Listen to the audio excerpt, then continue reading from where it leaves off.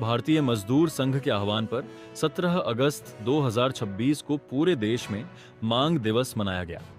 इसी क्रम में लखनऊ में विभिन्न विभागों के कर्मचारियों और श्रमिकों ने एकजुट होकर जोरदार प्रदर्शन किया और शासन प्रशासन को ज्ञापन सौंपा।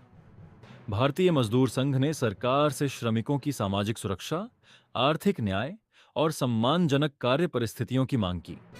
प्रमुख मांगों में ईपीएस 95 के तहत न्यूनतम पेंशन 7,500 रुपये प्रतिमाह और इसे आयुष्मान भारत से जोड़ना, पुरानी पेंशन योजना को फिर से लागू करना, समान कार्य के लिए समान वेतन, न्यूनतम वेतन में वृद्धि, ग्रेच्युटी की गणना 30 दिन के वेतन पर करना और सभी स्कीम वर्कर्स के मानदेय में बढ़ोतरी शामिल है।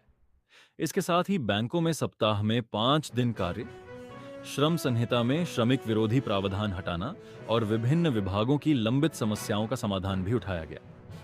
प्रदर्शन का नेतृत्व अखिल भारतीय उपाध्यक्ष अशोक शुक्ला, प्रदेश कार्यकारी अध्यक्ष राकेश सिंह, जिलाध्यक्ष कीर्तिवर्धन सिंह और जिला मंत्री रिंकू राय ने किया।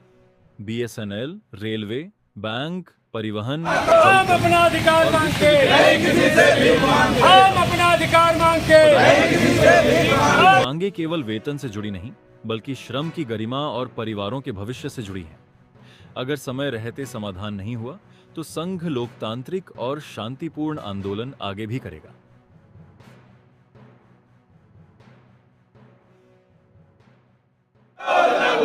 सामाजिक सुरक्षा लागू करो, लागू करो, लागू करो। समान कार्य का समान वेतन लागू करो, लागू करो।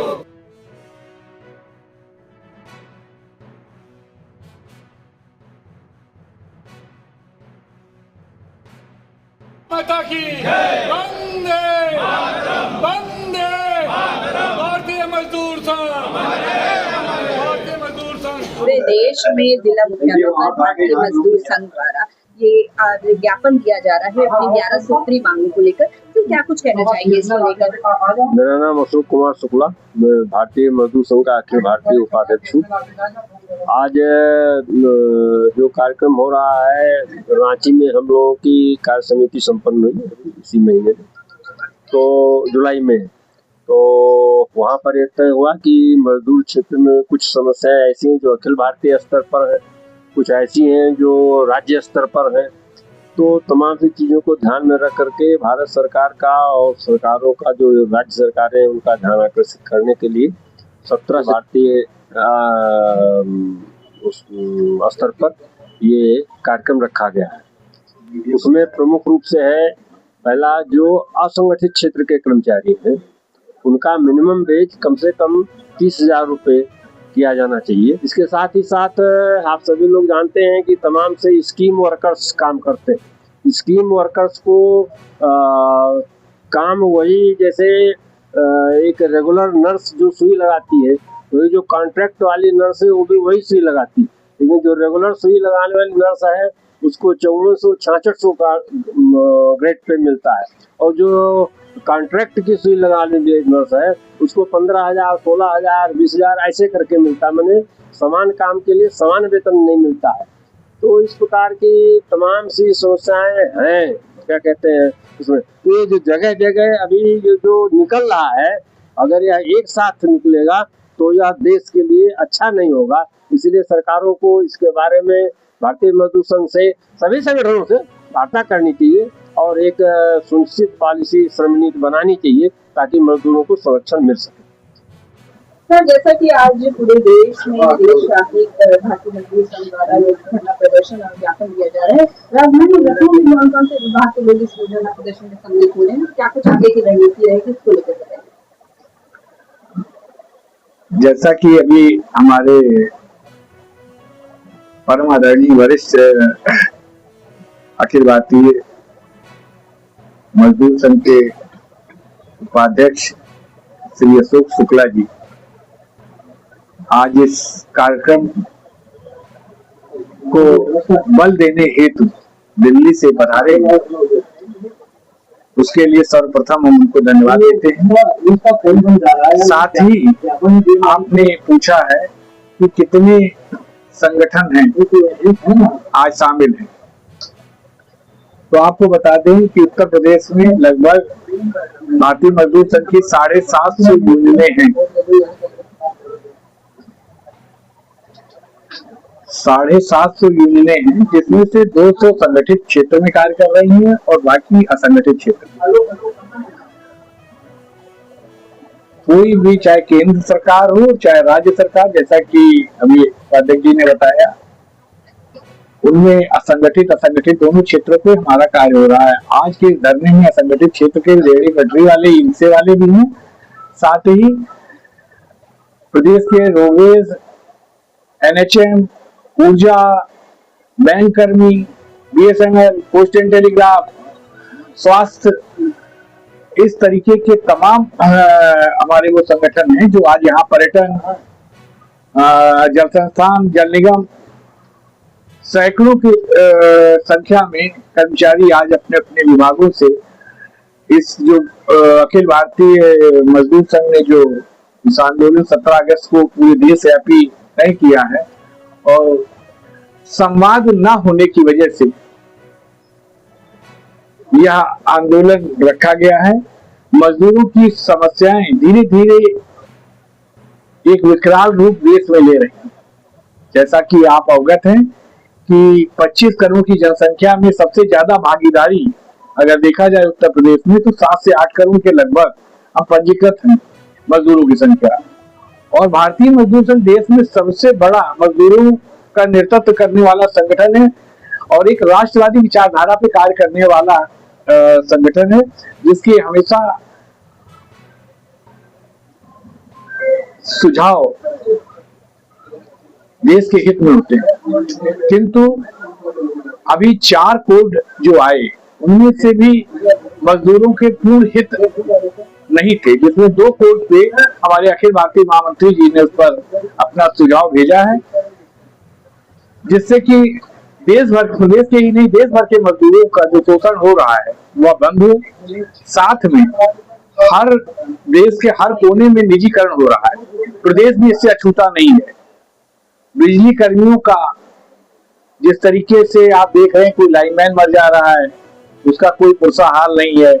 रोडवेज में ड्राइवर्स लगभग 30 से 35 हजार हैं, वह चला रहे हैं, उनकी कोई भी अपंग हो जा रहे हैं, आगे उनका कोई योजना नहीं है। आपके लिए वो 20 साल कार्य कर रहा है, उसकी वेतन वृद्धि वही है जो तुरंत कार्य करने आने वाला है। इसी तरह बैंकों की है शोषण की कोई समय सीमा अब नहीं रह गई है। आपको ये बता दें कि इतना बड़ा संगठन अगर इन समस्याओं को लेके उतरा है, तो निश्चित है कि हम सरकार से भी अपेक्षा करेंगे कि वह अतिशीघ्र संवाद केंद्र तथा प्रदेश में संबंधित संगठन है भारतीय मजदूर संघ से, उनसे संवाद स्थापित करके और देश के विकास में जो हम लोग योगदान दे रहे हैं, उस योगदान के लिए हमें भी अपेक्षा है कि अब से संवाद हो और हमारी समस्याओं का निदान हो। भारतीय मजदूर संघ द्वारा 11 सूत्री मांगों का ज्ञापन आज जिलाधिकारी को सौंपा गया। क्या कुछ प्रमुख मांगे रही थी और आगे की क्या कुछ जरूरत है? भारतीय मजदूर संघ की केंद्रीय कार्यकारिणी द्वारा जो निर्णय लिए गए थे, उसके अंतर्गत आज भारतवर्ष के संपूर्ण राज्यों में और उनकी जिला जो यूनिटें हैं, जो हर जिले में श्रीमान जिलाधिकारी कार्यालय पर एक प्रदर्शन और उन कार्य समिति द्वारा लिए गए निर्णय के आलोक में ज्ञापन दिए जाने का कार्यक्रम रखा गया है। इसी क्रम में लखनऊ जिला की इकाई की तरफ से आज हम लोग अपने जिलाधिकारी महोदय के माध्यम से माननीय प्रधानमंत्री जी, माननीय वित्त मंत्री जी भारत सरकार, माननीय श्रम मंत्री भारत सरकार और हमारे मुख्यमंत्री उत्तर प्रदेश सरकार को एक 11 सूत्री मांग पत्र हम लोगों ने सौंपा। हमारी जो प्रमुख मांग है कि पुरानी पेंशन बहाल किया जाए, आशा, आंगनबाड़ी या NHM जैसे स्कीमों में काम करने वाले वर्करों को उनके मानदेय की बढ़ोतरी की जाए। जो रिक्त पद है गवर्नमेंट के डिपार्टमेंट में, उन पदों पर जो है सीधी भर्ती की जाए। आउटसोर्सिंग की व्यवस्था खत्म की जाए, जिससे समाज में बहुत बड़ा एक अंतर उत्पन्न हो रहा है और समान कार्य समान वेतन के सिद्धांत पूरे देश में लागू किए जाए।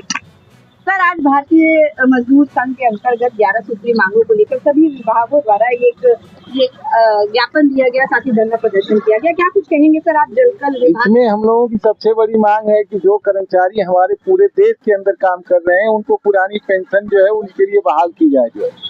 इसलिए कि जब कर्मचारी जब रिटायर होता है तो आर्थिक रूप से सबसे ज्यादा आगे चल के कमजोर होता है। उसके लिए ये पुरानी व्यवस्था जो है उसको लागू करे सरकार जो है। दूसरी चीज ये है कि जो आउटसोर्सिंग कर्मचारी हैं, श्रम विभाग के नियमों के अंतर्गत उनको जो भी सुविधाएं मिलनी हो उनको प्रोवाइड कराया जाए जो है, और उनका शोषण बंद किया जाए। हर जगह कर्मचारियों की जबरन छटनी की जाती है, चाहे वो जलकल विभाग हो या चाहे अन्य विभाग हो। इस तरीके से तमाम हमारी जो मांगे हैं गवर्नमेंट के समक्ष जा रही हैं।